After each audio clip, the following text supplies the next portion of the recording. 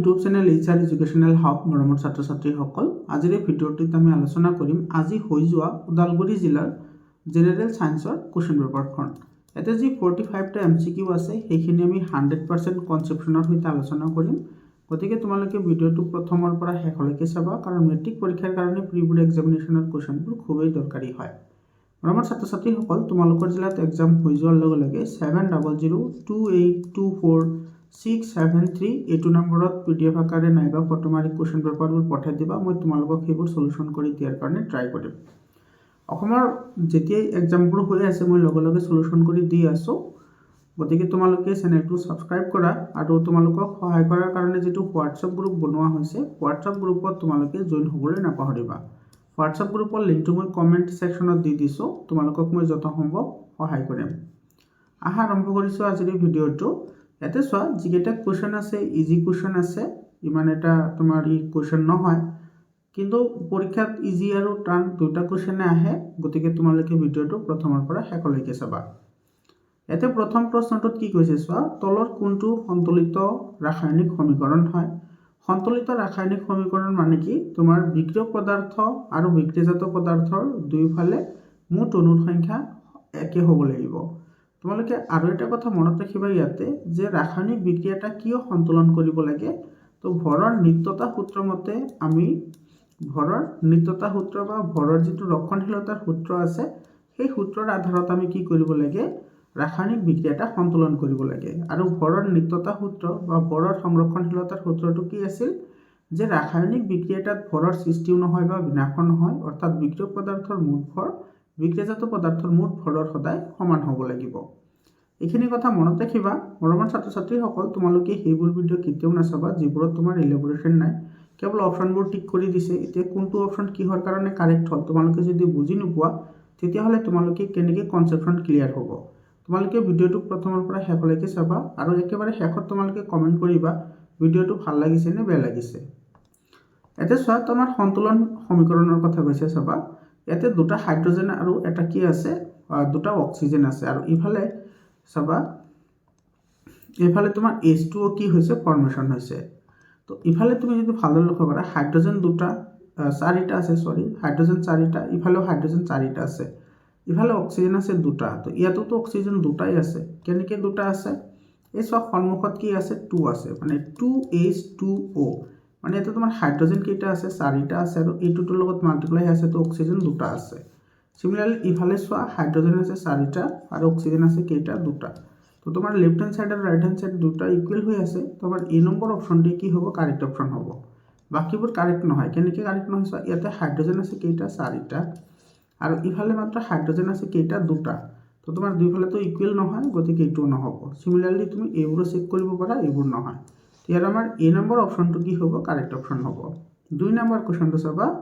ইয়াতে কি কৈছে, সোডিয়াম সালফেট এণ্ড বেৰিয়াম ক্লৰাইডৰ মাজত ৰিয়েকশ্যন হৈ বেৰিয়াম সালফেট আৰু সোডিয়াম ক্লৰাইড ফৰ্মেশ্যন হৈছে। তো এইটো তোমাৰ কি বিক্ৰিয়া হয় সেইটো আমাক সুধিছে। বিক্ৰিয়াটো কি হয় বা কোনটো বিক্ৰিয়াৰ উদাহৰণ হয়? এইটো দ্বি অপহৰণ বিক্ৰিয়াৰ উদাহৰণ হয়। মৰমৰ ছাত্ৰ ছাত্ৰীসকল, মই গোটেইকেইটা কৈ আছোঁ, তোমালোকক মনত পেলাই দিছোঁ, মনত পেলাবলৈ ট্ৰাই কৰা। দ্বি অপহৰণ বিক্ৰিয়া কোনবোৰ হয়? যিবোৰ বিক্ৰিয়াত তোমাৰ কি হয়, আয়নৰ মাজত বিনিময় ঘটে। এক্সাম্পল হিচাপে ধৰি লোৱা তোমাৰ XY প্লাছ AB আছে, আৰু এইটোৰ লগত বিক্ৰিয়া ঘটি তোমাৰ উৎপন্ন হ'ব কি, AX প্লাছ BY। ইয়াতে চোৱা, এক্সৰ লগত A আহিছে আৰু ৱাইৰ লগত কি আহিছে, B আহিছে, অৰ্থাৎ দুয়োটাৰ মাজত আয়নৰ বিনিময় ঘটিছে। ইয়াতে তুমি যদি এই ৰিয়েকশ্যনটো যদি তুমি ভাঙি চোৱা, তেতিয়াহ'লে চাবা, সোডিয়ামটো তোমাৰ কেটায়ন হয় আৰু ছালফেটটো তোমাৰ কি হয়, এনায়ন হয়। সেইটো তোমালোকে জানা। আৰু দুটা হয়। তাৰপিছত আছে বেৰিয়াম আছে। তো বেৰিয়াম তোমাৰ কি হয়, 2+ হয়, আৰু লগতে আছে কি তোমাৰ ছালফেট। এইটো ছালফেট ইয়াতো আছে, আৰু ইফালে আছে তোমাৰ কি ক্লৰাইড আছে, Cl, এইটো তোমাৰ 1 হয়। এতিয়া চাবা, এইটো সোডিয়ামটো পজিটিভ হয়, ইফালে ক্লৰিনটো কি হয়, নিগেটিভ হয়। তো সোডিয়ামটো কাৰ লগত আহিব, ক্লৰিনৰ লগত আহিব, কাৰণ তোমাৰ কেটায়নে এনায়নৰ লগত যায়। আৰু ইফালে চোৱা, এইটো তোমাৰ কি হয়, এনায়ন হয়, এইটো কেটায়ন হয়। দুইটা বেলেঞ্চি চেম আছে, গতিকে এইটোৰ লগত এইটো আহিব। চ' আয়নৰ বিনিময় ঘটিছে। তো ইয়াতে চোৱা, এই পজিটিভ আৰু নিগেটিভ এইবোৰ কি হয়, আয়ন হয়। এইটো হৈছে তোমাৰ পজিটিভ হ'লে কেটায়ন হয়, নিগেটিভ হ'লে এনায়ন হয়। তো আয়নৰ ভাগ বতৰা কৰিছে বা বিনিময় কৰিছে, সেইকাৰণে এইটো তোমাৰ কি হ'ব, দ্বি অপহৰণ বিক্ৰিয়া হ'ব। বুজি পালানে?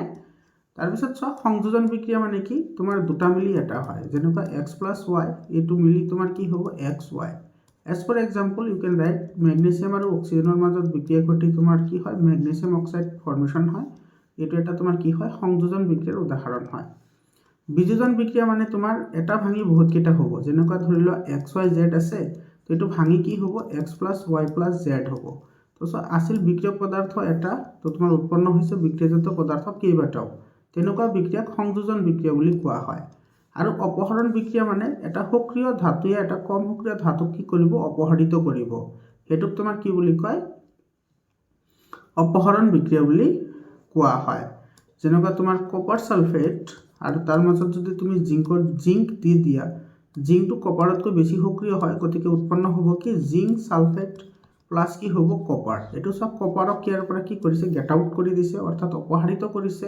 সাবস্টিটিউট কৰিছে অপহৰণ বিক্ৰিয়াক সেই কাৰণে তোমাৰ প্ৰতিস্থাপন বিক্ৰিয়া বুলিও কোৱা হয় মনত ৰাখিবা প্ৰতিস্থাপিত কৰা মানে তোমাৰ সেপাৰেট কৰি দিয়া বুজি পালানে তো ইয়াতে তোমালোকে গোটেইকেইটা ডেফিনেশ্যন মনত ৰাখিবা তোমালোকৰ এক্সাৰসাইজত এটা কোৱেশ্চন আছে যেটো কোৱেশ্চন বহুতেই ইম্পৰ্টেন্ট হয় সেই প্ৰশ্নটো হৈছে যে সংযোজন বিক্ৰিয়াক বিযোজন বিক্ৰিয়াক কিয় বিপৰীত বুলি কোৱা হয় সেইটো গমে পালা তোমালোকে কিয় বিপৰীত বুলি কোৱা হয় আগবাঢ়িছো আগৰ প্ৰশ্নটিলৈ 3 নম্বৰ কোৱেশ্চনটো চোৱা যেতিয়া মেগনেছিয়ামৰ সৈতে বায়ু দহন কৰা হয় তেতিয়া তাত সৃষ্টি হোৱা বগা পাউডাৰবিধ কি হয় আচ্ছা তোমাৰ এইমাত্ৰ মেগনেছিয়ামৰ কথা আলোচনা কৰাৰ লগে লগে মেগনেছিয়াম আহি গৈছে মেগনেছিয়াম বহুত দিন জীয়াই থাকিব হয়নে আমি কওঁ যে জেন অক্সাইডতে মেগনেছিয়াম আছে ও তাৰমানে আৰু কি কৰা হৈছে দহন কৰা হৈছে মানে অক্সিজেনৰ লগত ৰিঅ্যাকশন কৰিছে তো ইয়াতে উৎপন্ন হ'ব কি মেগনেছিয়াম অক্সাইড অক্সিজেন দুটা আছে তো 2 দিব লাগিব ইয়াতে 2 দিব লাগিব এতে খুদিছে যে যেটো উৎপন্ন হয় হেতু এটা বগা পাউডাৰ হয় ইয়াতে যেটো মেগনেছিয়াম অক্সাইড হয় এটোৰ বৰণ কি হয় বগা এটো মনত ৰাখিবা এটো কিন্তু পৰীক্ষাত আহে আৰু এটো তোমাৰ কি হয় ক্ষাৰকীয় প্ৰকৃতিৰ হয় এটো বহুত পৰীক্ষাত আহিছে যোৱা বছৰ তো এই বছৰ যেহেতু মাত্ৰ দুটা জিলাতে সায়েন্সৰ এক্সাম হল আৰু দুইটা জিলাৰে তুমি সলিউশন কৰি অলৰেডি মই দি দিছো তোমালোকে চাই লবা কাৰণ এটো সব মেগনেছিয়াম ধাতু হয় তো ধাতুৰ যিবোৰ অক্সাইড থাকে সেইবোৰ হবে কি হয় ক্ষাৰকীয় প্ৰকৃতিৰ হয় আৰু এটো হৈছে কি বগা তো ইয়াত আমাৰ নাম খুদিছে তো এটোৰ নাম কি ম্যাগনেসিয়াম অক্সাইড হয় একেবাৰে সিম্পল হয় ম্যাগনেসিয়াম অক্সাইড এটোৰ নাম হৈছে ম্যাগনেসিয়াম অক্সাইড তো ইয়াৰ সি অপচনত আছে সি অপচনটো কি হ'ব কাৰেক্ট অপচন হ'ব তাৰ পিছত চাবা 4 নম্বৰ কোৱেশ্চনটো চাইতে কি কৈছে প্ৰাকৃতিক গেছৰ দহন যেনেকুৱা তোমাৰ মিথেন যদি আমি দহন কৰো তেতিয়া হলে কি উৎপন্ন হয় কাৰ্বন ডাই অক্সাইড প্লাস ওয়াটাৰ এটা মিথেন এটা প্ৰাকৃতিক গেছ হয় আৰু দহনৰ ফলত কাৰ্বন ডাই অক্সাইড আৰু কি উৎপন্ন হৈছে ওয়াটাৰ উৎপন্ন হৈছে লগতে কি উৎপন্ন কৰে প্ৰচুৰ পৰিমাণে হিট উৎপন্ন কৰে তো যদি হিট উৎপন্ন কৰে তেতিয়া হলে সেইবোৰ বিক্ৰিয়া কি বুলি কোৱা হয় তাপবৰ্জী বিক্ৰিয়া বুলি কোৱা হয় বা এক্সোথাৰ্মিক ৰিঅ্যাকশন বুলি কোৱা হয় এই নম্বৰ অপচনটো কাৰেক্ট হ'ব আৰু তাপগ্ৰাহী বিক্ৰিয়া সেইবোৰক কোৱা হয় যিবোৰ বিক্ৰিয়াই তোমাৰ তাপ গ্ৰহণ কৰে সেইবোৰক তাপগ্ৰাহী বিক্ৰিয়া বুলি কোৱা হয় জাৰণ বিক্ৰিয়াটো জানাই অক্সিজেন যোগ হলে তাক কি বুলি কোৱা হয় জাৰণ আৰু দ্বিহপৰণ বিক্ৰিয়াৰ কথা এই মাত্ৰ আলোচনা কৰিলো তো এই নম্বৰ অপচনটো কাৰেক্ট হ'ব 5 নম্বৰ কোৱেশ্চনটো লৈ আহিছো এটা দ্ৰৱণে গুৰি কৰি কণীৰ খোলাৰ সৈতে বিক্ৰিয়া কৰি সোণৰ পানী ঘোলা কৰি গেছ উৎপন্ন কৰে দ্ৰৱণটোত কি থাকে ইয়াতে সব কণীৰ খোলাৰ কথা কৈছে তো কণীৰ খোলা মানে হৈছে কি তোমাৰ ক্যালসিয়াম কাৰ্বনেট মনত ৰাখিবা ক্যালসিয়াম কাৰ্বনেট এতিয়া তোমাৰ এটা হৈছে সোণৰ পানী ঘোলা কৰে সোণ পানী ঘোলা কোনে কৰিব পাৰে কাৰ্বন ডাই অক্সাইডে তোমালোকে এটো পাইছা যে ক্যালসিয়াম হাইড্ৰক্সাইডৰ লগত যেতিয়া কাৰ্বন ডাই অক্সাইডে ৰিঅ্যাকশন কৰে তেতিয়া উৎপন্ন কৰে ক্যালসিয়াম কাৰ্বনেট আৰু তোমাৰ কি ওয়াটাৰ এই যেটো ক্যালসিয়াম কাৰ্বনেট আছে এই ক্যালসিয়াম কাৰ্বনেটটো তোমাৰ কি হয় প্ৰেসিপিটেট অৰ্থাৎ অদক্ষেপণ হিচাপে উৎপন্ন হয় যেটো তোমাৰ কি কৰিব পাৰে সোণ পানী ঘোলা কৰিব পাৰে তো এই যেটো কাৰ্বন ডাই অক্সাইড আছে কাৰ্বন ডাই অক্সাইডে তোমাৰ কি কৰে সোণ পানী ঘোলা কৰে ইয়াতে তোমাৰ যেতিয়া ক্যালসিয়াম কাৰ্বনেটৰ লগত কোনটোৱে তোমাৰ কি কৰি ৰিঅ্যাকশন কৰি কি উৎপন্ন কৰিব কাৰ্বন ডাই অক্সাইড উৎপন্ন কৰিব এটা কাৰ্বনেট যৌগ আছে তো কাৰ্বনেট যৌগ এসিডৰ লগত বিক্ৰিয়া কৰি কাৰ্বন ডাই অক্সাইড উৎপন্ন কৰে যেনেকুৱা তুমি যদি HCl দি দিয়া তেতিয়া হলে ইয়াতে তোমাৰ কি উৎপন্ন কৰিব ক্যালসিয়াম ক্লোৰাইড তাৰ পিছত উৎপন্ন কৰিব কাৰ্বন ডাই অক্সাইড আৰু ওয়াটাৰ বুজি পাইছা তো এই যেটো কাৰ্বন ডাই অক্সাইড উৎপন্ন হ'ব হেতু তোমাৰ কি কৰিব সোণ পানী ঘোলা কৰিব তো আমি ইয়াতে কাৰ লগত ৰিঅ্যাকশন কৰাইছো এসিডৰ লগত আৰু ইয়াতে এসিড এটাই আছে হেতু কি আছে হাইড্রোক্লোরিক অ্যাসিড বি অপশনটো কি হ'ব কারেক্ট অপশন হ'ব তাৰপিছত কুৱেশ্যনটো চোৱা, এইটো কি কৈছে 737 উষ্ণতাত X গৰম কৰিলে পানীৰ অণু হেৰুৱাই প্লাষ্টাৰ অফ পেৰিছ গঠন হয়, Xটো কি হয়? এতিয়া চোৱা, প্লাষ্টাৰ অফ পেৰিছে পানীৰ অণু হেৰাই কি গঠন প্লাষ্টাৰ অফ পেৰিছ গঠন কৰে। তো সেইটো তোমাৰ কি হয়? জিপসাম হয়, কেলছিয়াম সালফেট আৰু দুটা পানীৰ অণু থাকে। যেতিয়া এইটোক তুমি হিট দিবা, হিট দিয়াৰ লগে লগে কি হ'ব? কেলছিয়াম সালফেট হেমি হাইড্ৰেটলৈ পৰিৱৰ্তন হ'ব। এতিয়া চোৱা, দুটা পানীৰ অণু আছিল আৰু ইয়াতে তোমাৰ কি হ'ল? আধাটা পানীৰ অণু আহি গ'ল। এইটো সেইকাৰণে হেমি হাইড্ৰেট বুলি কোৱা হয়। আৰু এইটোৰ নামেই তোমাৰ কি হয়? প্লাষ্টাৰ অফ পেৰিছ হয়, POP, প্লাষ্টাৰ অফ পেৰিছ বুলি কোৱা হয়। তোমালোকে এই ৰিয়াকশ্যনটো মনত ৰাখিবা, ৰিয়াকশ্যনটো ইম্পৰ্টেণ্ট হয়, এইটো পৰীক্ষাত আহে। আৰু এটা কথা মনত ৰাখিবা, যেতিয়া তোমাৰ কেলছিয়াম সালফেটে আকৌ যেতিয়া এইটো চোৱা, কেলছিয়াম হেমি হাইড্ৰেট অৰ্থাৎ তোমাৰ যেতিয়া জিপসাম পানীৰ লগত আহিব, তেতিয়া আকৌ তোমাৰ কি হ'ব? এইটো কেলছিয়াম সালফেটলৈ পৰিৱৰ্তন হ'ব, দুটা পানীৰ অণু আহিব। সেইকাৰণে কি কৰা হয়? প্লাষ্টাৰ অফ পেৰিছক সদায় তোমাৰ পানীৰ সোমাব নোৱাৰা পাত্ৰত ৰখা হয়। কাৰণ পানীৰ লগত যেতিয়াই বিক্ৰিয়া কৰিব তেতিয়াই কি কৰিব? জিপসামলৈ পৰিৱৰ্তন হ'ব। আৰু জিপসাম এটা কি হয়? কঠিন পদাৰ্থ হয়, যিটো আমি ব্যৱহাৰ কৰিব নোৱাৰোঁ। বুজি পালা? সেইকাৰণে তোমালোকৰ কোনোবাৰ যদি হাত ভাঙে বা ভৰি ভাঙে, যিটো প্লাষ্টাৰ কৰি দিয়ে, সেই প্লাষ্টাৰত পানী পেলাবলৈ মানা কৰে। কাৰণ পানী পেলালে সেইটো কি হৈ যাব? কঠিন হৈ যাব। বুজি পালানে? আৰু সেইটো যিটো প্ৰাথমিক অৱস্থাত যেতিয়া তোমাৰ লগাই প্লাষ্টাৰ অফ পেৰিছটো বা প্লাষ্টাৰ বুলি যিটো তোমালোকে কোৱা, সেই প্লাষ্টাৰটো প্ৰাথমিক অৱস্থাত কি থাকে? কোমল থাকে। কিন্তু দিন গ'লে যিমানে দিন যায় সিমানে সেইটো কি হয়? টান হৈ পৰে। কিহৰ কাৰণে টান হয়? কাৰণ বায়ুমণ্ডলত যিটো ৱাটাৰ মলিকিউল আছে সেইবোৰৰ লগত ৰিয়াকশ্যন কৰি সেইটো তোমাৰ কি হয়? জিপসামলৈ পৰিৱৰ্তন হয়, ফলত সেইটো কঠিন হ'বলৈ আৰম্ভ কৰে। তো ইয়াতে কি হ'ব? জিপসাম হ'ব ইয়াৰ শুদ্ধ উত্তৰ। চি অপশ্যনটো কি হ'ব? কাৰেক্ট অপশ্যন হ'ব। তাৰপিছত 7 নম্বৰ প্ৰশ্নটিলৈ আগবাঢ়িছোঁ। তলৰ কোনবিধ এচিড বিলাহীত পোৱা যায়? বিলাহীত কি এচিড থাকে? অক্সেলিক এচিড থাকে। ডি অপশ্যনটো কাৰেক্ট অপশ্যন হয়। মৰমৰ ছাত্ৰ ছাত্ৰীসকল, ছায়েন্সৰ মই কেমিষ্ট্ৰি, তাৰপিছত ফিজিক্স আৰু বায়'লজি তিনিওটাৰে ছেপাৰেটকৈ মই চেপ্টাৰ ৱাইজ এনালাইচিছ কৰি ভিডিঅ' বনাইছোঁ। তোমালোকে ভিডিঅ' তিনিটা চাই ল'বা, প্লেলিষ্টত দিয়া আছে। আৰু কিবোৰ কুৱেশ্যন তোমালোকৰ মেট্ৰিক পৰীক্ষা আৰু প্ৰি বোৰ্ড এক্সামিনেশ্যনৰ কাৰণে ইম্পৰ্টেণ্ট হয় সেইবোৰো মই তাতে ডিছকাশ্যন কৰিছোঁ। তোমালোকে হোৱাটছআপ গ্ৰুপত জইন হ'বা। হোৱাটছআপ গ্ৰুপত জইন হ'লে মই সেইটো ভিডিঅ' কেইটাৰ লিংক শ্বেয়াৰ কৰি দিম, তোমালোকে তাতে গৈ চাই ল'ব পাৰিবা। হোৱাটছআপ গ্ৰুপৰ লিংকটো মই কমেণ্ট ছেকশ্যনত প্ৰভাইড কৰিছোঁ। 8 নম্বৰ কুৱেশ্যনটো চোৱা। 8 নম্বৰ কুৱেশ্যনটোত কি কৈছে? এজন ছাত্ৰই ছ'ডিয়াম হাইড্ৰজেন কাৰ্বনেট, চোৱা, ছ'ডিয়াম হাইড্ৰজেন কাৰ্বনেট এচিড যোগ কৰিছে। কি এচিড যোগ কৰিছে? ইথানয়িক এচিড যোগ কৰিছে। Ethanoic acid C2H5OH WH COOH যোগ কৰিছে। এইটো চোৱা, ছ'ডিয়াম হাইড্ৰজেন কাৰ্বনেটৰ লগত কি যোগ কৰিছে? Ethanoic acid. ইথানয়িক এচিড মানে তোমাৰ কি হয়? ভিনেগাৰ হয়, ভিনেগাৰ। ইথানয়িক এচিড কিন্তু ভিনেগাৰ বুলি লিখি দিয়ে। ভিনেগাৰৰ লগত কি কৰিছে? ৰিয়াকশ্যন কৰাইছে। এবিধ গেছ উৎপন্ন হৈছে যে চূণপানী ঘোলা কৰিছে। চ' আকৌ চূণপানী ঘোলাৰ কথা কৈছে। তো চূণপানী ঘোলা কোনে কৰে? কাৰ্বন ডাই অক্সাইডে চূণপানী ঘোলা কৰে। আৰু এটা কথা মনত ৰাখিবা, হাইড্ৰজেন গেছটো তোমাৰ কি কৰে? পপ চাউণ্ডেৰে জ্বলি উঠে। মন কৰিবা, হাইড্ৰজেন গেছৰ এটা বিশেষ ধৰ্ম আছে, সেইটো পপ চাউণ্ডেৰে জ্বলি উঠে। আৰু কাৰ্বন ডাই অক্সাইডে চূণপানী কি কৰে? ঘোলা কৰে। তো ইয়াতে চোৱা, ছ'ডিয়াম হাইড্ৰজেন কাৰ্বনেট তোমালোকৰ বুকত কি আছে? তোমালোকৰ বুকত আছে ছ'ডিয়াম হাইড্ৰজেন কাৰ্বনেট। আৰু হাইড্ৰক্লৰিক এচিডৰ মাজত বিক্ৰিয়া ঘটি উৎপন্ন হয় কি? ছ'ডিয়াম ক্লৰাইড প্লাছ কাৰ্বন ডাই অক্সাইড প্লাছ কি হয়? ৱাটাৰ। তো ইয়াতে চোৱা, এই যিটো কাৰ্বন ডাই অক্সাইড উৎপন্ন হয়, ইয়াতে চোৱা, এচিডৰ লগত যিকোনো হাইড্ৰজেন কাৰ্বনেটটো বিক্ৰিয়া কৰিলে তোমাৰ কাৰ্বন ডাই অক্সাইড গেছ উৎপন্ন কৰিবই। ঠিক আছে? তো সেই কাৰ্বন ডাই অক্সাইডে তোমাৰ কি কৰে? চূণপানী ঘোলা কৰে। তো ইয়াতে আমাৰ গেছবিধৰ নাম সুধিছে। গেছবিধ কি হ'ব? কাৰ্বন ডাই অক্সাইড। এইটো বি অপশ্যনটো কি হ'ব? ইয়াৰে কাৰেক্ট অপশ্যন হ'ব। তাৰপিছৰ কুৱেশ্যনটো চোৱা, ইয়াতে কি কৈছে? C4H10 আণৱিক সংকেতযুক্ত বিউটেনৰ আছে কিমানটা সহযোগী বন্ধনী আছে সেইটো আমি ওলাব লাগে। একেবাৰে চিম্পল কুৱেশ্যন হয়। ইয়াতে চোৱা, C4H10 চি আছে কেইটা? 4টা। তো 4টা দি দিয়া। এতিয়া তুমি ইয়াৰে বেলেঞ্চ কমপ্লিট কৰা। বেলেঞ্চ কমপ্লিট কৰি এইটো তোমাৰ গঠন হয়, এটা হাইড্ৰজেন হাইড্ৰজেন হাইড্ৰজেন হাইড্ৰজেন, এফালে কি আহিব হাইড্ৰজেন আহিব। তোমালোকে গম পাইছা 4 নম্বৰ চেপ্টাৰৰ প্ৰশ্ন হয়। এতিয়া আমাৰ বন্ধনী কেইটা হয় সেইটো আমাক সুধিছে, কেইটা বন্ড আছে ইয়াতে চাবা 1 2 3 4 5 6 7 8 9 10 11 12 13 13টা আছে।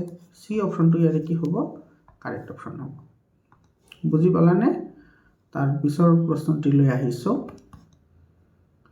এইটো কালাৰ কোড গ'লহে, এইটো কালাৰ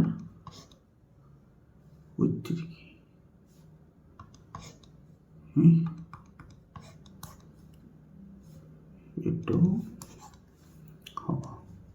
তাৰ পিছৰ প্ৰশ্নটি লৈ আহিছো চোৱা। তাৰ পিছৰ প্ৰশ্নটি কি কৈছে এইটো চোৱা। তলৰ কোনটো পেণ্টানলৰ গঠন? ইয়াতে কাৰ্যকৰী মূলকৰ ওপৰত এইটো প্ৰশ্ন হয়। তোমালোকে চোৱা কাৰ্যকৰী মূলক, তোমালোকে কিন্তু গোটেইকেইটা কাৰ্যকৰী মূলকৰ বিষয়ে জানিব লাগিব, কাৰণ ইয়াৰ ওপৰত 100% চিউৰ থাকিবা যে প্ৰশ্ন আহিবই।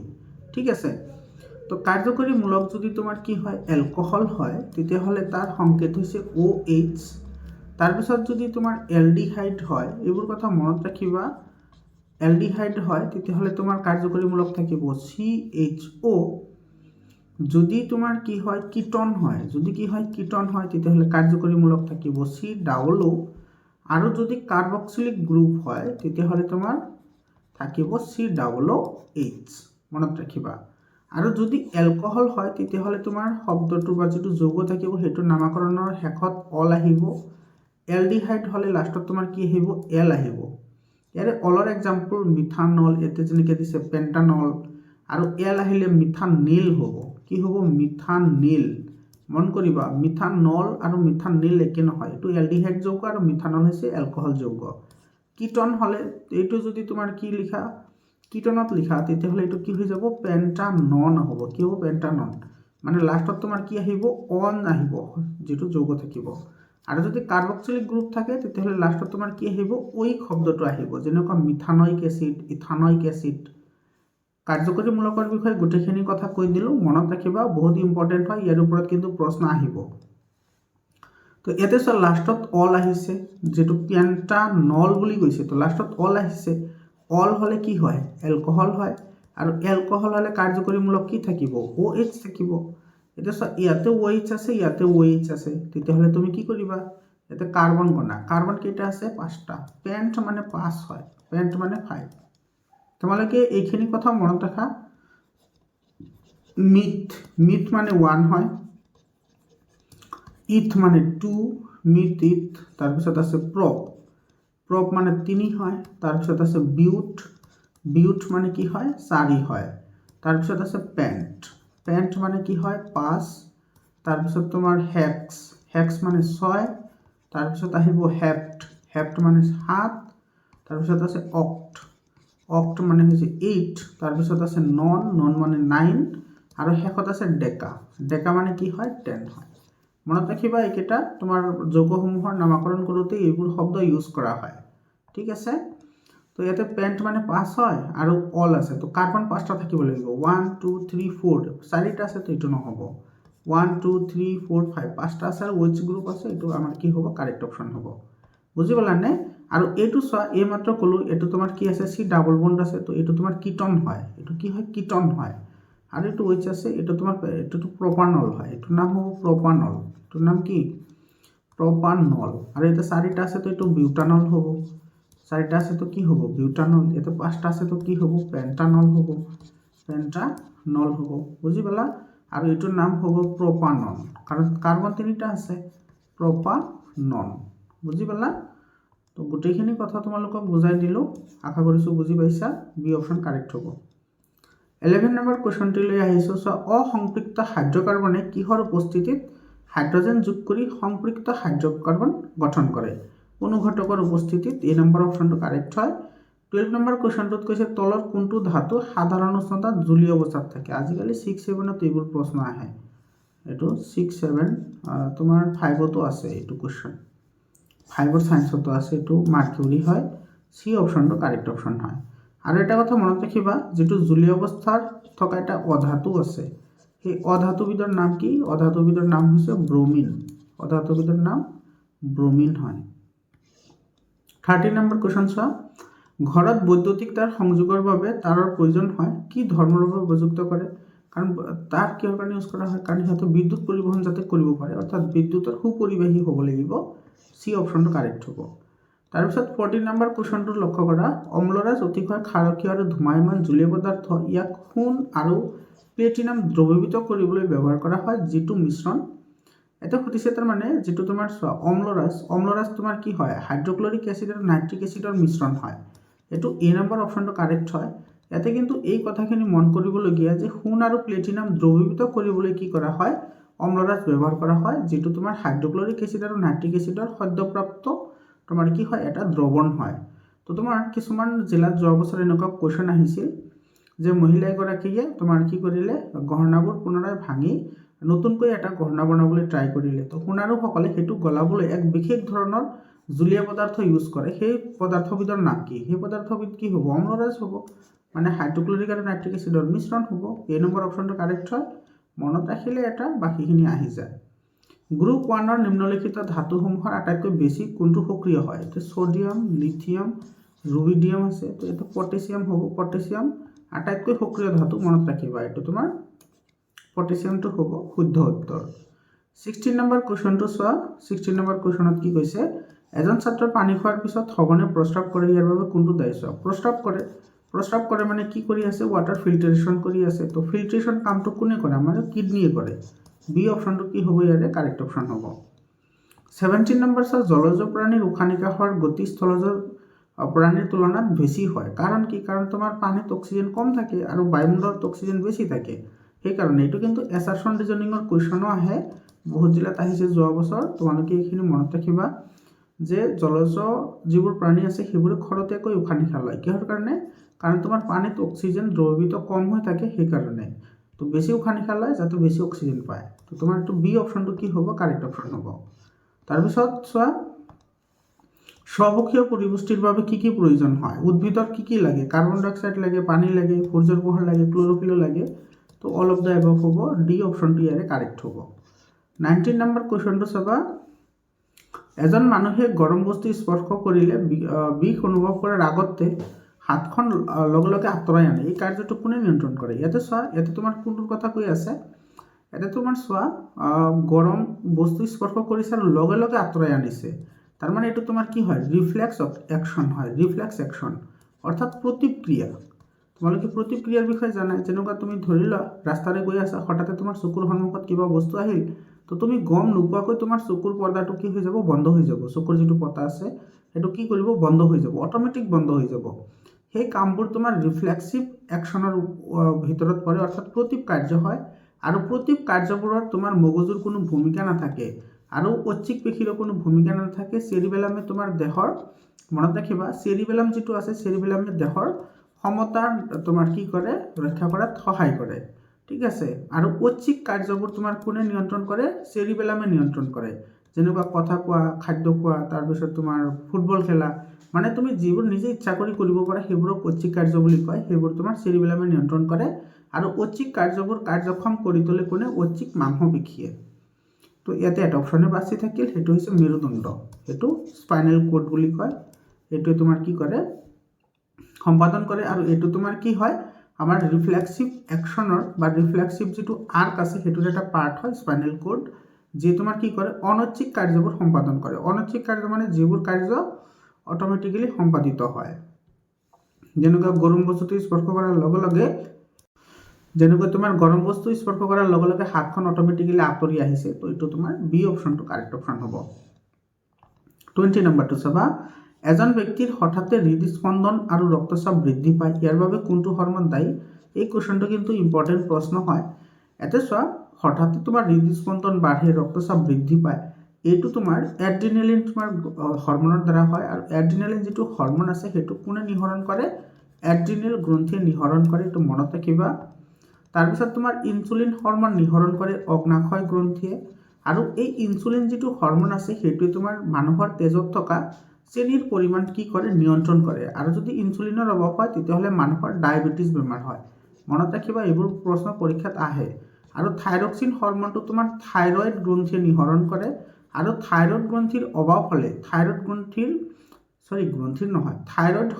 থাইৰক্সিন হৰমনৰ যদি অভাৱ হয় তেতিয়াহ'লে মানুহৰ কি বেমাৰ হয়? গইটৰ বেমাৰ হয়। গইটৰ বেমাৰ, যাক আমি কি বুলি কওঁ? গলগণ্ড বুলিও কওঁ, বা যাক আমি গলগণ্ড বুলিও কয়, এডম চাপেল বুলিও কয়। এডম চাপেল নহয়, সেইটো তোমাৰ গইটৰ বুলি কয়। সেইটো আমি কি বুলি কওঁ? গৰল বেমাৰ। এই যে গলটো যে ফুলি উঠে সেইটো গৰল বেমাৰ বুলি কয়। আৰু তোমাৰ বৃদ্ধি হৰমন, বৃদ্ধি হৰমনটো নিঃসৰণ কৰে পিটুইটাৰী গ্ৰন্থিয়ে। কোনে নিঃসৰণ কৰে? পিটুইটাৰী গ্ৰন্থিয়ে তোমাৰ বৃদ্ধি হৰমন নিঃসৰণ কৰে। আৰু যদি বৃদ্ধি হৰমনৰ অভাৱ হয় তেতিয়াহ'লে মানুহ কি হয়? বাওনা হয়, বাওনা। আৰু কেতিয়াবা তোমাৰ কি হয়? দুৰ্জয় ওখ হয়, দুৰ্জয় ওখ। বাওনা মানে তোমাৰ এই যে ডেৰফুটীয়া হৈ থাকে, যে সৰু সৰু হৈ থাকে, দীঘল নহয়। আৰু দুৰ্জয় ওখ মানে কিছুমান আছে চাবা তোমাৰ বাঁহৰ নিচিনা কেৱল দীঘল হয়। তো সেই দুইটা তোমাৰ পিটুইটাৰী গ্ৰন্থিয়ে নিয়ন্ত্ৰণ কৰে। গোটেইখিনি কথা কৈ দিলোঁ, মনত ৰাখিবা, কামত লাগিব। পৰীক্ষাত ইয়াৰ ওপৰত ডিফাৰেণ্ট টাইপ অফ কুৱেশ্যনছ আহে। তো ইয়াতে তোমাৰ কোনটো কাৰেক্ট হ'ব? B option will be correct option. 21st কুৱেশ্যনটো চাবা, মাধ্যাকৰ্ষণৰ ফলত গা গছবোৰ ওপৰলৈ যায়। গছ এটা তোমাৰ সূৰ্যৰ পোহৰ পৰিলে সেইটো ওপৰ ফালে যাব। তাৰ বিপৰীত ফালে শিপাবোৰ তোমাৰ কি কৰিব? মাটিৰ তলফালে আহিব। মাটিৰ তলফালে গ'লে তাক ভূকেন্দ্ৰবেগী বুলি কয়। ইয়াতে তোমাৰ বাকী গোটেইকেইটা কৈ দিছোঁ, এইটো ইম্পৰ্টেণ্ট টপিক হয়, ইয়াৰ ওপৰতো প্ৰশ্ন আহে, চাবা। ভূকেন্দ্ৰবেগী মানে এইটো তোমাৰ মাটিৰ তলফালে শিপাবোৰ যায়, সেইটোক ভূকেন্দ্ৰবেগী বুলি কয়। জলানুবেগ মানে তোমাৰ শিপাবোৰ পানীৰ ফালে গতি কৰে, সেইটোক জলানুবেগ বুলি কয়। কেমট্ৰিবিজম মানে হৈছে কি? তোমাৰ পৰাগধানীবোৰ পৰাগনলিকাৰ ফালে গতি কৰে, সেইটো হৈছে কেমট্ৰিবিজম। যেনেকুৱা তোমাৰ ফুলৰ যিটো প্ৰজনন আছে, সেইটো ফুলৰ প্ৰজননটো কেমট্ৰিবিজমৰ এটা কি হয়? এক্সাম্পল হয়। এইটো কিন্তু ইম্পৰ্টেণ্ট হয়। যোৱা বছৰ তোমাৰ কামৰূপ মেট্ৰ' জিলাত প্ৰশ্নটো আহিছিল কেমট্ৰিবিজমৰ ওপৰত। আৰু এটা কথা মনত ৰাখিবা, সেইটো হৈছে কি? পোহাৰণুবেগ। পোহাৰণুবেগ কি হয়? পোহাৰণুবেগ হৈছে তোমাৰ সূৰ্যৰ পোহৰৰ প্ৰতি সঁহাৰি জনোৱা। যেনেকুৱা তোমাৰ গছৰ যিবোৰ পাত আছে বা ডাল আছে, সেইবোৰ তুমি অন্ধকাৰ কোঠাত ৰাখিলেও এনেকৈ বেঁকা হৈ তোমাৰ যিফালে পোহৰ আহে সেইফালে তোমাৰ কি কৰে? আগবাঢ়ি যায়। তো সেইটো হৈছে পোহাৰণুবেগ। আৰু ইয়াৰ এটা জিতা জাগতা উদাহৰণ হৈছে সূৰ্যমুখী ফুল। যিটো তোমাৰ সূৰ্যমুখী ফুল আছে, সূৰ্যমুখী ফুলে তোমাৰ যিফালে সূৰ্যটো যায় সিফালে সূৰ্যমুখী ফুল বেঁকা হৈ থাকে। তো এইটো কিন্তু বহুত ইম্পৰ্টেণ্ট এটা এক্সাম্পল হয়। এইটো বিভিন্ন ধৰণৰ এক্সামত আহি থাকে, এইটো বিভিন্ন জিলাত আহিছে। যোৱা বছৰ মেক্সিমাম জিলাত এই প্ৰশ্নটো আহিছে যে সূৰ্যমুখী ফুলৰ যিটো চলন সেইটো কি হয়? সেইটো পোহাৰণুবেগৰ এটা এক্সাম্পল হয়, কাৰণ পোহৰৰ প্ৰতি সঁহাৰি জনায়। মনত ৰাখিবা গোটেইখিনি কথা। তাৰপিছত এইটো চোৱা, একেবাৰে ৰসগোল্লা প্ৰশ্ন হয়, পৰাগধানীত পৰাগৰেণু থাকে। ডি অপশ্যন কাৰেক্ট হ'ব। 23 নম্বৰ কুৱেশ্যনটো চোৱা, ইয়াতে কি কৈছে? এজন মালীয়ে ফুলৰ পৰা পুংকেশৰ এৰাই দিছে। চোৱা, পুংকেশৰ তোমাৰ কি হয়? পুংকেশৰ হৈছে তোমাৰ পুংজনন তন্ত্ৰ, হয়নে? পুংজনন তন্ত্ৰৰ এটা পাৰ্ট হয় পুংকেশৰ। তাৰপিছতো কিন্তু কি কৰিছে? বীজ উৎপাদন কৰিছে। তাৰ মানে কি হৈছে? তাতে ইতৰ পৰাগযোগ হৈছে, ক্ৰছ পলিনেশ্যন হৈছে। বি অপশ্যনটো কি হ'ব? ইয়াৰে কাৰেক্ট অপশ্যন হয়। তোমালোকে জানা যে ফুলে দুই প্ৰকাৰে প্ৰজনন কৰিব পাৰে। এটা হৈছে তোমাৰ ইতৰ পৰাগযোগ, আৰু এটা হৈছে তোমাৰ স্বপৰাগন বা স্বপৰাগযোগ। ঠিক আছে। তো স্বপৰাগন মানে কি? তোমাৰ যিটো নিজে নিজেই তোমাৰ কি হয়? পৰাগযোগ সংঘটিত হয়, সেইটোক স্বপৰাগন বুলি কয়। স্ব মানে নিজে নিজেই, ইতৰ মানে কি? তোমাৰ বেলেগৰ দ্বাৰা সংঘটিত হয়। যেনেকুৱা পোক পৰুৱা, বতাহ, বায়ু, এইবোৰৰ সহায়ত তোমাৰ কি হ'ব পাৰে? পৰাগন সংঘটিত হ'লে সেইবোৰক ইতৰ পৰাগযোগ বুলি কোৱা হয়। মনত ৰাখিবা, এই দুটাৰ ওপৰতে কিন্তু প্ৰশ্ন আহে পৰীক্ষাত। তো এইটো তোমাৰ ক্ৰছ পলিনেশ্যন হৈছে। ক্ৰছ পলিনেশ্যন হোৱাৰ ফলত তোমাৰ কি হৈছে? পুংকেশৰবোৰ বেলেগ এটা ফুলৰ পৰা আহি সেই ফুলত সংস্থাপিত হৈছে, ফলত বীজ উৎপাদন হৈছে। বি অপশ্যন কাৰেক্ট হ'ব। 24 নম্বৰ কুৱেশ্যনটো চোৱা, এইটো ৰসগোল্লা প্ৰশ্ন হয়, একেবাৰে কলকাতাৰ ৰসগোল্লা। কোনটো মানুহৰ প্ৰজনন তন্ত্ৰ? মানুহৰ বুলি কৈছে, ডিম্বাশয় মহিলাৰ হয়, জৰায়ু মহিলাৰ হয়, তাৰপিছত ডিম্ববাহী নলী বা ফেলোপিয়ান টিউবো মহিলাৰ হয়, প্ৰষ্টেট গ্ল্যান্ড সেইটো তোমাৰ পুৰুষৰ হয়। এই নম্বৰ অপশ্যনটো কি হ'ব? কাৰেক্ট অপশ্যন হ'ব। 25 নম্বৰ চোৱা, সমসংস্থ অংগৰ উদাহৰণ দিয়া। চোৱা, সমসংস্থ মানে হৈছে যিবোৰৰ উৎপত্তি স্থান তোমাৰ কি হয়? একে হয়, দেখাতো একে হয়, কিন্তু কাম বেলেগ বেলেগ হয়, সেইবোৰক সমসংস্থ অংগ বুলি কোৱা হয়। বহুত ইম্পৰ্টেণ্ট টপিক হয়, মনত ৰাখিবা। আৰু এটা আছে সমবৃত্তি। সমবৃত্তি মানে কি? সমবৃত্তি মানে হৈছে চোৱা, উৎপন্ন স্থান বেলেগ হ'ব পাৰে, গঠন বেলেগ হ'ব পাৰে, বাট কাম কি হ'ব লাগিব? একে হ'ব লাগিব। সেইবোৰক তোমাৰ কি বুলি কয়? সমবৃত্তি অংগ বুলি কয়। ঠিক আছে। সমবৃত্তি অংগৰ এটা উদাহৰণ হৈছে যে বাদুলিৰ ডেউকা আৰু চৰাইৰ ডেউকা। তো এই দুটা তোমাৰ চোৱা, বাদুলিৰ ডেউকা উৰাৰ কাৰণে ব্যৱহাৰ হয়, আৰু চৰাইৰ ডেউকাও কি হয়? উৰাৰ কাৰণে ব্যৱহাৰ কৰা হয়। গতিকে দুইটাৰ কাম একে, সম মানে সমান, বৃত্তি মানে কাম একে কৰে। আৰু সমসংস্থ মানে তোমাৰ উৎপত্তি স্থল একে হ'ব, গঠন একে হ'ব, কিন্তু কাম বেলেগ বেলেগ হ'ব। যেনেকুৱা আমাৰ দাঁত আৰু হাতীৰ দাঁত, আমাৰ দাঁত আমি খোৱাৰ কাৰণে ইউজ কৰোঁ, কিন্তু হাতীৰ যিটো দাঁত এনেকৈ ওলাই থাকে সেইটোতো খোৱাৰ কাৰণে ইউজ নকৰে, কিন্তু উৎপত্তি স্থান একে হয়, কাম বেলেগ বেলেগ হয়। তো এইটো হ'ব। আমাৰ হাত আৰু কুকুৰৰ আগ ঠেং, চোৱা আমাৰ হাতটো বিভিন্ন কাম কৰাৰ কাৰণে ইউজ হয় আৰু কুকুৰৰ ঠেংটো দৌৰাৰ কাৰণে বা খোজকাঢ়াৰ কাৰণে ইউজ হয়, কিন্তু উৎপত্তি স্থান একেই হয়। গতিকে এইটোও হ'ব। আলু আৰু ঘাঁহৰ সি পায়, এইটোও হয়। তো আমি কি পালোঁ? তিনিওটা পালোঁ। তো ডি অপশ্যন কি হ'ব? কাৰেক্ট অপশ্যন হ'ব। 26 নম্বৰ প্ৰশ্নটো চাবা। ওখ মটৰ মাহৰ গছ টি আৰু সৰু চাপৰ মটৰ মাহৰ গছ স্মল টি সংকৰণ ঘটোৱা হ'ল, সৃষ্টি হোৱা গছবোৰ কি হ'ব? একেবাৰে চিম্পল প্ৰশ্ন হয় এইটো। এইটো তোমাৰ মেণ্ডেলৰ এক সংকৰণ পৰীক্ষাৰ কথা কৈছে। চাবা ইয়াতে তোমাৰ টি, ৰ'বা ইয়াতে লিখে মই, টি আৰু ইফালে আছে তোমাৰ কি টি। এইটোৰ লগত যেতিয়া এইটো আহিব কি আহিব? টি আহিব। আকৌ এইটো যেতিয়া এইটোৰ লগত আহিব তেতিয়াও তোমাৰ টি আহিব। আকৌ যেতিয়া তোমাৰ এইটোৰ লগত এইটোত আহিব তেতিয়াও তোমাৰ টি আৰু টিয়ে হ'ব। আকৌ এইটোৰ লগত যেতিয়া এইটো আহিব তথাপি তোমাৰ টি আৰু টিয়ে হ'ব। আৰু যিটো কেপিটেল টি আৰু স্মল টি, এইটো তোমাৰ কি বুজায়? ওখ বুজায়। তো চোৱা এইটোও ওখ, এইটোও ওখ, এইটোও ওখ, এইটোও ওখ, তো গোটেইকেইটা ওখ হ'ল। এই নম্বৰ অপশ্যনটো কাৰেক্ট হ'ব। ইয়াৰে পিছৰ যিটো প্ৰজনন আহিব সেইটোৰ ৰেচিঅ' তোমাৰ কি আহিব? 3:1 আহিব। কেনেকৈ 1 আহিব চাবা। ইয়াতে টি আৰু ইফালে তুমি কি কৰা? টি লোৱা। চোৱা এইটোৰ লগত এইটো আহিলে তোমাৰ হ'ব কেপিটেল টি স্মল টি, এইটোৰ লগত এইটো কৰিলে আহিব টি আৰু এইটোৰ লগত যদি এইটো আহে আহিব তোমাৰ টি আৰু এইটোৰ লগত এইটো আহিলে আহিব তোমাৰ টি। ইয়াতে চোৱা টোটেল 4টা আহিছে প্ৰজননত, 4টা। এইটো 1 2 3 4, এইটো হৈছে F2 জেনেৰেশ্যন। আৰু আগৰটো যে ক'লোঁ সেইটো আছিল F1 জেনেৰেশ্যন। আৰু F1 জেনেৰেশ্যনৰ মাজত যদি তোমাৰ সংকৰণ কৰে মানে F2 জেনেৰেশ্যনত কি হ'ব? 4টা হ'ব টোটেল।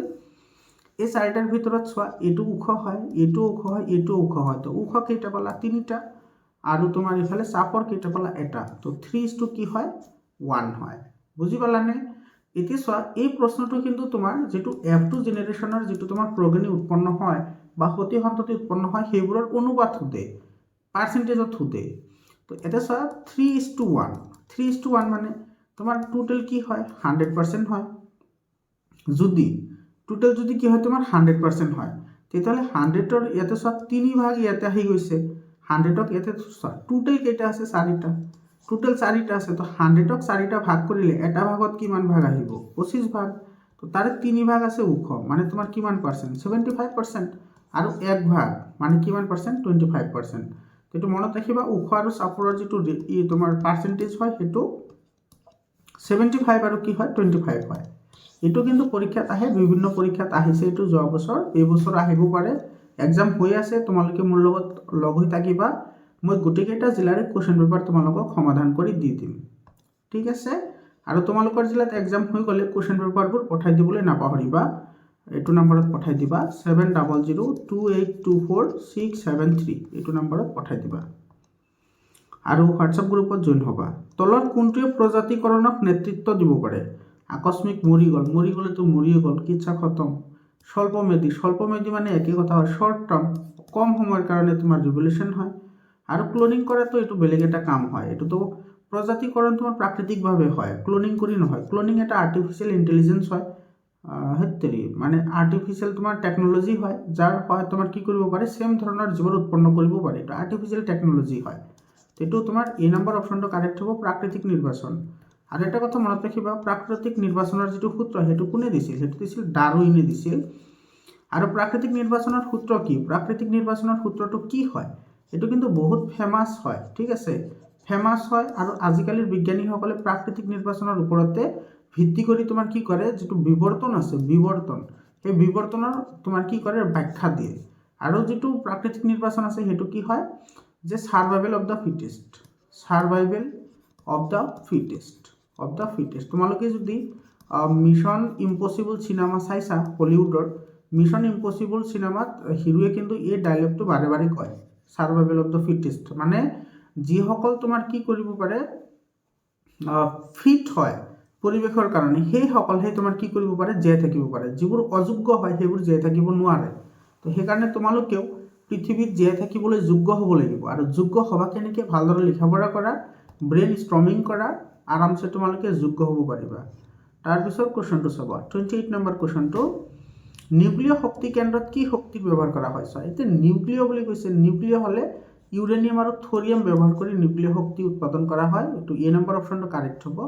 বাকী জীৱভৰটো নহয়, জীৱভৰ নহয়। এতিয়া তোমাৰ 29 নম্বৰ কুৱেশ্যনটো চাবা, তলৰ কোনটো জৈৱ শক্তিৰ উদাহৰণ নহয়? জৈৱ শক্তি, এইটো নিউক্লিয় শক্তি। জৈৱ শক্তি মানে কি? চোৱা, জৈৱ শক্তি মানে হৈছে যিবোৰ শক্তি প্ৰাণীৰ অংশ নাইবা তোমাৰ উদ্ভিদৰ অংশৰ পৰা শক্তি পোৱা যায়, সেইবোৰক তোমাৰ কি বুলি কয়? জৈৱ শক্তি বুলি কোৱা হয়। ঠিক আছে, কাঠ এটা জৈৱ শক্তি হয়, গোবৰ গেছৰ জৈৱ শক্তি হয়, কয়লাটো জৈৱ শক্তি হয়, কাৰণ কয়লা গছৰ পৰা উৎপন্ন হয়। হালাকি কয়লাটো তোমাৰ নৱীকৰণযোগ্য সম্পদ হয়, লগতে জীৱাশ্ম ইন্ধনো হয়। কিন্তু নিউক্লিয় শক্তিটোত ইয়াতে তোমাৰ এইটো থৰিয়াম আৰু ইউৰেনিয়ামহে ইউজ কৰা হয়। এইটো ইয়াতে কোনো প্ৰাণীৰ অংশ নাই বা উদ্ভিদৰো অংশ নাই। সেইকাৰণে চি অপশ্যন কাৰেক্ট হ'ব। মনত ৰাখিবা জৈৱভৰ কি হয়, এইটো পৰীক্ষাত আহে। তাৰপিছত 30 নম্বৰ কুৱেশ্যনটো চাবা, তলৰ কোনবোৰে খাদ্য শৃংখল গঠন কৰে? খাদ্য শৃংখল গঠন কৰিবলৈ হ'লে এটাৰ ওপৰত আনটো নিৰ্ভৰশীল হৈ জীয়াই থকাৰ সম্ভাৱনা থাকিব লাগিব, তেতিয়াহ'লেহে খাদ্য শৃংখল গঠন কৰিব। যেনেকুৱা চোৱা, ঘাঁহ, আৰু ইয়াতে আছে কি তোমাৰ গম। এতিয়া গমে ঘাঁহ খায় নেকি? গমো এটা গছ হয়, ঘাঁহো এটা গছ হয়, গছে গছক নাখায়, এইটোতো হ'ব নোৱাৰে। এতিয়া চোৱা, ছাগলী ঘাঁহ খাব, ঠিক ঠাক। গৰুৱে ছাগলী নাখায়, এইটো নহয়। তাৰপিছত আছে ঘাঁহ। এতিয়া চোৱা, মাছে ঘাঁহ খাব পাৰে, কিন্তু ছাগলীয়ে মাছ নাখায়, গতিকে এইটো নহ'ব। তো এইটো ছাগলীয়ে ঘাঁহ খায় আৰু মানুহে কাক খায়? ছাগলীক খায়। তো এইটো হ'ব বি অপশ্যনটো কি হ'ব? কাৰেক্ট অপশ্যন হ'ব। 31st, বনাঞ্চল ধ্বংসৰ ফলত কি হয়? বনাঞ্চল ধ্বংসৰ ফলততো জৈৱ বৈচিত্ৰ্য নষ্ট হয়, ইয়াতে কৈছে বৃদ্ধি পায়, এইটো নহয়। বৰষুণৰ পৰিমাণ কমিব, গছ গছনি নাথাকিলে বৰষুণৰ পৰিমাণ বাঢ়িব কেনেকৈ? তো এইটো তোমাৰ চিটো ইনকাৰেক্ট। কাৰ্বন ডাই অক্সাইডৰ পৰিমাণ কমিব নেকি? বাঢ়িবহে, কাৰণ গছে তোমাৰ কাৰ্বন ডাই অক্সাইড গ্ৰহণ কৰে। তো যেতিয়া বনাঞ্চল ধ্বংস হ'ব, অৰ্থাৎ গছ গছনি নোহোৱা হ'ব, তেতিয়া কাৰ্বন ডাই অক্সাইডৰ পৰিমাণ বৃদ্ধিহে হ'ব, নকমে। তো আমাৰ এটা অপশ্যনে বাছি গ'ল, বেচেৰা বি। বা পুৰা মিলি গৈছেচোন, বেচেৰা বি, বেচেৰাৰ লগত বি পুৰা মিল। মাটিৰ খহনীয়া আৰু বাসস্থান হেৰুৱাই, এইটো বৃদ্ধি হ'ব, তো এইটো তোমাৰ বি অপশ্যন কাৰেক্ট হ'ব। তাৰপিছত তোমাৰ 32 নম্বৰ কি কৈছে? চব বৰষুণৰ পানী সঞ্চয়নে কি কৰে? বৰষুণৰ পানী যেতিয়া সঞ্চয় কৰা হয়, মাটিৰ উৰ্বৰতা হ্ৰাস কৰে। কি বনাঞ্চল ধ্বংসত সহায় কৰে বোলে। চাইছানে? বৰষুণৰ পানী সঞ্চয়নে বনাঞ্চল ধ্বংস কৰাত কেনেকৈ সহায় কৰিব? আৰু তোমাৰ জৈৱ বৈচিত্ৰ্য হ্ৰাস কৰাতো সহায় নকৰে। বনাঞ্চল ধ্বংসই ভূগৰ্ভৰ পানীৰ ভৰ্তি কৰে আৰু পানী সংৰক্ষণ কৰাত সহায় কৰে। বি অপশ্যনটো কাৰেক্ট হ'ব। শস্য আৱৰ্তন এক বহনক্ষম পদ্ধতি, কাৰণ এইটো চব শস্য আৱৰ্তন তোমালোকে ক্লাছ 9ত পঢ়ি আহিছে, এইটো শস্য আৱৰ্তন বুলি একেই হয়। শস্যৰ আৱৰ্তন আৰু শস্য আৱৰ্তন একে হয়। এইটো যদি যোগ কৰি দিয়া, অসমীয়াত পঢ়িছা, সন্ধি ভঙা আৰু যোৰা লগোৱা, শস্য যোগ আৱৰ্তন, শস্য আৱৰ্তন। শস্য আৱৰ্তন কি হয়? শস্য আৱৰ্তন হৈছে তোমাৰ এনেকুৱা এটা পদ্ধতি য'ত একেডোখৰ মাটিতে বেলেগ বেলেগ ধৰণৰ কি কৰা হয়? খেতি কৰা হয়। বেলেগ বেলেগ ধৰণৰ খেতি কৰিলে ডিফাৰেণ্ট টাইপ অফ নিউট্ৰিয়েণ্টছ সিহঁতৰ লাগিব, আৰু তোমাৰ মাটিৰ যিটো উৰ্বৰতা আছে সেইটো ৰক্ষা পৰিব। একেজাতীয় খেতি কৰা, এডোখৰ মাটিত একেজাতীয় খেতি কৰা কেতিয়াও ভাল নহয়। সেইকাৰণে তুমি বছৰত 2টা বা 3টা বেলেগ বেলেগ কি কৰিব লাগে? শস্য ৰোপণ কৰিব লাগে। তো মাটিৰ উৰ্বৰতা বজাই ৰখাত সহায় কৰে। এইটো তোমাৰ বি অপশ্যনটো কি হ'ব? কাৰেক্ট অপশ্যন হ'ব। 34 নম্বৰ চাবা, লক্ষ্যবস্তুৰ সমান আকাৰৰ প্ৰতিবিম্ব পাবলৈ হ'লে লক্ষ্যবস্তুটো উত্তল লেন্সৰ ক'ত ৰাখিব লাগিব? এইটো উত্তল লেন্সৰ কথা কৈছে। তো এইটো হৈ গ'ল আমাৰ উত্তল লেন্স, এইটো মুখ্য অক্ষ, এইটো আলোক কেন্দ্ৰ। ইয়াতে তোমাৰ F2, ইফালে আহিব 2F2, ইফালে আহিব তোমাৰ কি? F1, আৰু ইফালে আহিব 2F1। এতিয়া তোমাৰ কৈছে যে সমান আকাৰৰ প্ৰতিবিম্ব। চোৱা, সমান আকাৰ প্ৰতিবিম্ব যদি আমি বিচাৰোঁ, তেতিয়াহ'লে এইটো ক'ত ৰাখিব লাগিব? ইয়াতে ৰাখিব লাগিব। তো ইয়াতে যদি আমি লক্ষ্যবস্তুটো ৰাখোঁ, তেতিয়াহ'লে এইটো তোমাৰ প্ৰথমটো যাব F2ৰে, আৰু তাৰপিছত যিটো আলোক কেন্দ্ৰৰ মাজেৰে আহিব, আলোক কেন্দ্ৰৰ মাজেৰে যিটো আহিব সেইটো তোমাৰ ইয়াতে মিলিব। তো এইটো ইয়াতে গঠন হ'ব। ঠিক আছে, এইটো মই যে আঁকিছোঁ, বাপৰে, যেই নহওক বুজিতো পাইছানে? তো তোমাৰ ফকাছ দৈৰ্ঘ্যৰ 2 গুণ দূৰত্বত ৰাখিব লাগিব। এইটো চোৱা, এইটো হৈছে 1 গুণ দূৰত্ব, ইয়াতেও 1 গুণ, তো টোটেল কেই গুণ হ'ল? 2 গুণ। তো 2 গুণ দূৰত্বত ৰাখিব লাগিব, অৰ্থাৎ 2F2ত ৰাখিব লাগিব, তেতিয়াহে সংঘটিত হ'ব। বি অপশ্যনটো কাৰেক্ট অপশ্যন হ'ব। 35 নম্বৰটো চোৱা, এইটো তোমাৰ অসমৰ ৰসগোল্লা হয়। ঠিক আছে, 1.44। কেৰচিনৰ প্ৰতিহৰণাংক 1.44 হয়। তাৰপিছত পানীটো হৈছে 1.003 মনত ৰাখিবা হা। তাৰপিছত 1.52 হৈছে তোমাৰ ক্ৰাউন কাছৰ আৰু 2.42 হৈছে তোমাৰ কাৰ 2.42 হৈছে হীৰাৰ 2.42 কাৰ হীৰাৰ প্ৰতিসৰণক আটাইতকৈ বেছি সেইকাৰণে হীৰাই তোমাৰ ৰিফ্লেকশ্যন সবচে জ্যাদা কৰে মানে সেইকাৰণে হীৰাটো তোমাৰ কি হয় জকমকাই থাকে কাৰণ ইয়াৰ তোমাৰ কি হয় প্ৰতিসৰণক বহুত বেছি হয় আৰু প্ৰতিসৰণক যিমানে বেছি হয় তাৰ প্ৰতিফলন ক্ষমতা সিমানে কি থাকে বেছি থাকে মানে বেছি জকমকাই থাকে আৰু 1.33 টো কাৰ হয় ৱাটাৰৰ হয় ঠিক আছে বুজি পালা এইখিনি তাৰপিছত চোৱা 36 নম্বৰ কোৱেশ্যনটো চাবা ইয়াতে কি কৈছে 36 নম্বৰ ইয়াতে সব পোহৰ ৰশ্মি যেতিয়া আপতিত ৰশ্মি গ্লাছৰ পৰা বতাহলৈ যায় তেতিয়া প্ৰতিফলিত ৰশ্মিটো কি হয় তোমালোকে ইয়াতে এটা কথা বুজি পাব লাগিব চাবা ধৰিলা এইটো এটা আমাৰ কি হয় সাৰফেস হয় এই সাৰফেসৰ হ্যাঁ গ্লাছ স্ল্যাব এটা লৈ লও তেতিয়াহ'লে তোমালোকে বুজাত সুবিধা হ'ব বেছি এটা এটা আমি গ্লাছ স্ল্যাব লৈ ললো এটা চোৱা এটা আমাৰ কি আছে বায়ু আছে আৰু এইটো হৈছে কাঁচ ঠিক আছে তো তোমাৰ বায়ুটো তোমাৰ কি হয় লঘুতৰ মাধ্যম হয় লঘুতৰ মাধ্যম মানে য'ত পোহৰে বেছিকৈ গতি কৰে সেইটোক লঘুতৰ মাধ্যম বুলি কয় আৰু যাৰ তোমাৰ প্ৰতিসৰণাংক কম মনত ৰাখিবা যাৰ প্ৰতিসৰণাংক কম তাক লঘুতৰ মাধ্যম বুলি কয় আৰু লঘুতৰ মাধ্যমত পোহৰৰ দ্ৰুতি আটাইতকৈ বেছি থাকে আৰু কাঁচ হৈছে ঘনতৰ মাধ্যম কাঁচ কি হয় ঘনতৰ মাধ্যম কাৰ সাপেক্ষে বায়ু সাপেক্ষে ঠিক আছে তো প্ৰতিসৰণাংক সদায় তোমালোকে জানা কম্পাৰিজনৰ ওপৰত বেছ কৰে হয়নে প্ৰতিসৰণাংক কি হয় তোমাৰ শূন্যত পোহৰৰ দ্ৰুতি আৰু কোনো এটা বস্তুত পোহৰৰ দ্ৰুতিৰ এটা অনুপাত হয় মানে কম্পাৰিজন কৰিহে হয় তো ঘনত্ব ইয়াৰে তোমাৰ ঘনত্ব বেছি তো এইটো ঘনতৰ মাধ্যম বুলি কয় কি মাধ্যম ঘনতৰ মাধ্যম বুলি কয় আৰু ঘনতৰ মাধ্যমৰ প্ৰতিসৰণাংক কম হয় এইমাত্ৰ ক'লো তোমালোকক হীৰাৰ কথা ক'লো ঘনতৰ মাধ্যমৰ প্ৰতিসৰণাংক কি হয় কম হয় গতিকে যেতিয়াই তোমাৰ পোহৰ এনেকে আহিলে চাবা ইয়াতে তোমাৰ বহুত স্পীডত আহিব স্পীডত আহি ইয়াতে তোমাৰ কি কৰিব বেগ কমি যাব কিহৰ কাৰণে কাৰণ ইয়াতে তোমাৰ পোহৰে বেছি যাব নোৱাৰে তো তুমি যদি ইয়াতে এনেকে এটা নৰ্মেল টানা ইয়াতে যদি এটা নৰ্মেল যদি তুমি ড্ৰ কৰা তেতিয়াহ'লে এইটো কি কৰিব ওচৰ চাপি আহিব অভিলম্বৰ কাষ চাপিব মন কৰিবা যেতিয়া লঘুতৰ মাধ্যমৰ পৰা ঘনতৰ মাধ্যমলৈ পোহৰ আপতিত হয় তেতিয়া তোমাৰ যিটো প্ৰতিফলিত ৰশ্মি থাকে সেইটো তোমাৰ অভিলম্বৰ কাষ চাপিব তো অভিলম্বৰ কাষ চাপিল এনেকে আহিল আৰ ইয়াতে যদি আৰ এটা তুমি এনেকে লম্ব টানা এতে চাবা এইটো লঘুতৰ মাধ্যম হৈ গ'ল এইটো হৈ যাব কি তোমাৰ ঘনতৰ এইটো লঘুতৰ মাধ্যম আৰু এইটো হৈছে কি তোমাৰ এইটো ঘনতৰ মাধ্যম এইটো কি মাধ্যম ঘনতৰ মাধ্যম কাঁচটো আৰু এইটো হৈ গ'ল কি তোমাৰ লঘুতৰ মাধ্যম তো যেতিয়া তোমাৰ ঘনতৰ মাধ্যমৰ পৰা লঘুতৰ মাধ্যমত পোহৰ আহিব তেতিয়াটো অভিলম্বৰ পৰা কি কৰিব দূৰত যাব ইমান দূৰ নাযায় এইটো দূৰত আহিব মনত ৰাখিবা মানে লঘুতৰ মাধ্যমৰ পৰা ঘনতৰ মাধ্যমত আহিলে পোহৰৰ ৰশ্মি অভিলম্বৰ কাষ চাপে আৰু ঘনতৰৰ পৰা লঘুতৰ মাধ্যমত গ'লে অভিলম্বৰ পৰা আঁতৰি যায় তো ইয়াতে চোৱা ইয়াতে কি কৈছে তোমাৰ গ্লাছৰ পৰা বতাহলৈ গৈছে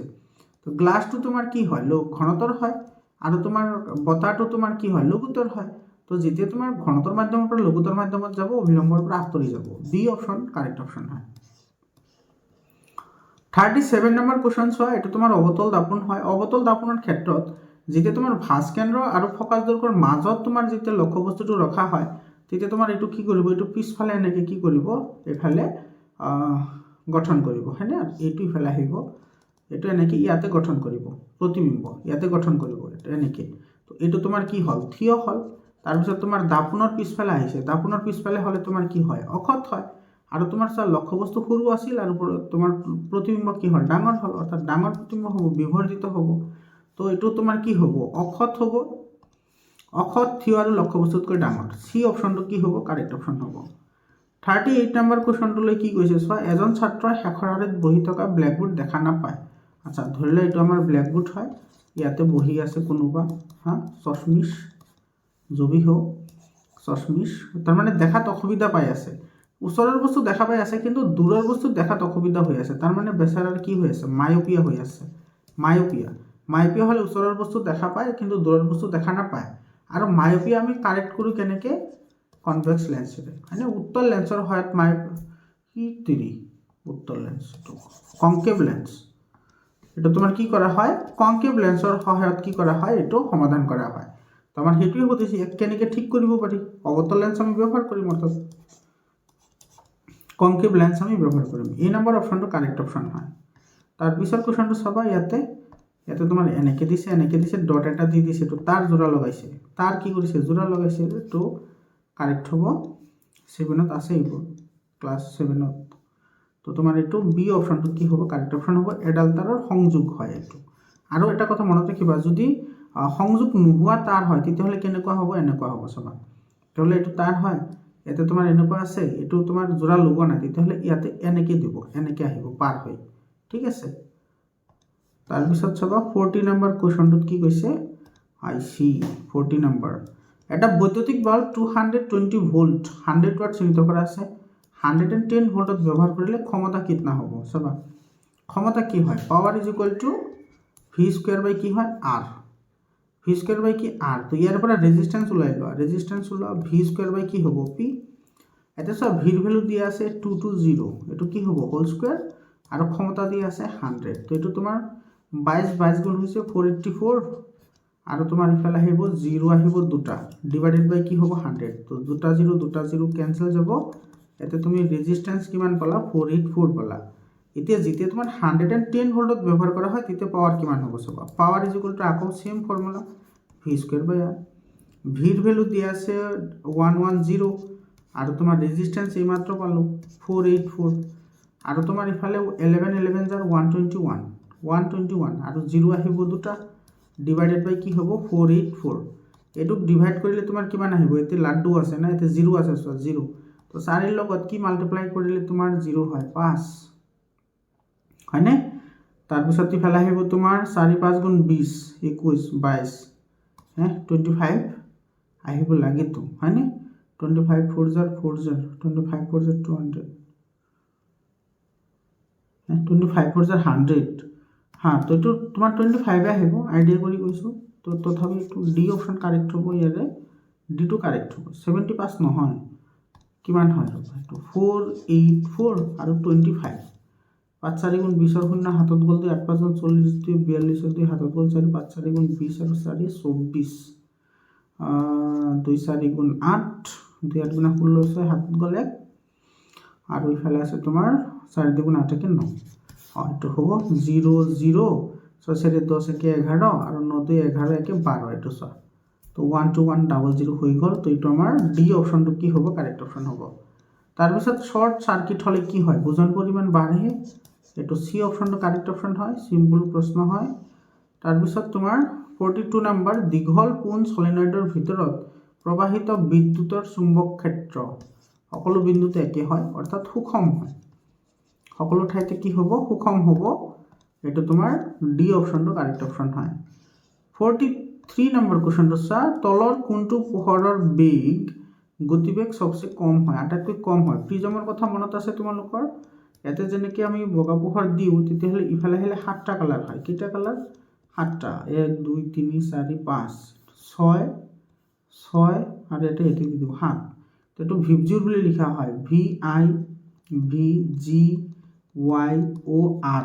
violet indigo blue green yellow orange আৰু কি ৰেড।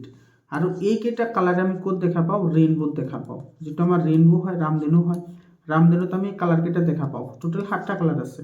তো ইয়াতে চোৱা ৰেড যিটো কালাৰ আছে সেইটো আটাইতকৈ কম বেকা হয়, ঠিক আছে। আৰু যিটো ভায়োলেট আছে, ভায়োলেটটো তোমাৰ আটাইতকৈ কি হয় বেছিকৈ বেকা হয়, বেছি বেকা হয়, ঠিক আছে। এইটো মনত ৰাখিবা, এইটো কিন্তু পৰীক্ষাত আহে। আৰু যিটো বেছি বেকা হয় সেইটোৰ বেগ তোমাৰ কি হয় কম হয়, আৰু যিটো কমকৈ বেকা হয় সেইটোৰ বেগ সকলোতকৈ কি হয় বেছি হয়। তেতিয়া আটাইতকৈ বেছি যদি বেগ হয় তেতিয়াহ'লে তুমি ৰঙা হ'ব, আৰু আটাইতকৈ কম বেগ কোনটো হ'ব, এইটো ভায়োলেট হ'ব, ভায়োলেট, এইটো ভায়োলেট, সি অপশ্যন কাৰেক্ট হ'ব। এইটো তোমালোকৰ কিতাপত ডাইৰেক্টলি এক্সাম্পলৰ পৰা দিছে, এইটো তোমাৰ যোৱা বছৰ মেট্ৰিক পৰীক্ষাটো আহিছে। ইয়াতে চোৱা কি কৈছে, ইলেক্ট্ৰন চুম্বক ক্ষেত্ৰত লম্বভাৱে প্ৰৱেশ কৰিছে, এইটো চোৱা, এইটো তোমাৰ ইলেক্ট্ৰন এনেকৈ আছে, ইলেক্ট্ৰন ইফালে আহিছে, ইলেক্ট্ৰন এইফালে আহিছে, লক্ষ্য কৰিবা দেই, ইলেক্ট্ৰন তলফালে আহিছে, তেতিয়াহ'লে বিদ্যুৎ কোনফালে যাব, ওপৰ ফালে, কাৰণ ইলেক্ট্ৰনৰ গতিৰ বিপৰীত ফালে তোমাৰ কি যায় বিদ্যুৎ যায়, চাবা এইফালে তোমাৰ কি হ'ল বিদ্যুৎ গ'ল, আৰু এইফালে আছে তোমাৰ চুম্বকীয় ক্ষেত্ৰ, এইফালে আছে কি চুম্বকীয় ক্ষেত্ৰ। তেতিয়াহ'লে তোমাৰ যদি ৰাইট হেণ্ড ৰুল যদি ইউজ কৰা, ফ্লেমিঙৰ যিটো সুহতীয়া নীতি আছে, সুহতীয়া নীতিমতে যদি তুমি এপ্লাই কৰা, তেতিয়াহ'লে তোমাৰ চোৱা এইফালে তোমাৰ কি আছে বিদ্যুৎ, বিদ্যুৎ মানেটো কি আছে প্ৰবাহ, এফালে কি আছে প্ৰবাহ, এইফালে আছে তোমাৰ কি চুম্বক ক্ষেত্ৰ। তেতিয়াহ'লে তোমাৰ এইটো ইয়াতে তোমাৰ যিটো যাব সেইটো ভিতৰ ফালে যাব, এনেকৈ ভিতৰ ফালে। মই এতিয়া তোমালোকক কেনেকৈ দেখুৱাম, মোবাইল ফুটা কৰি দেখাম। এইটো এনেকৈ ভিতৰ ফালে যাব, পৃষ্ঠৰ ভিতৰ ফালে তোমাৰ কি যাব, ইয়াতে যিটো তোমাৰ কি আছে বল আছে, সেই বলটো ভিতৰ ফালে ক্ৰিয়া কৰিব। ইয়াতে পৃষ্ঠৰ ভিতৰলৈ হ'ব, ইয়াতে তোমাৰ ডি অপশ্যনটো কি হ'ব, কাৰেক্ট অপশ্যন হ'ব।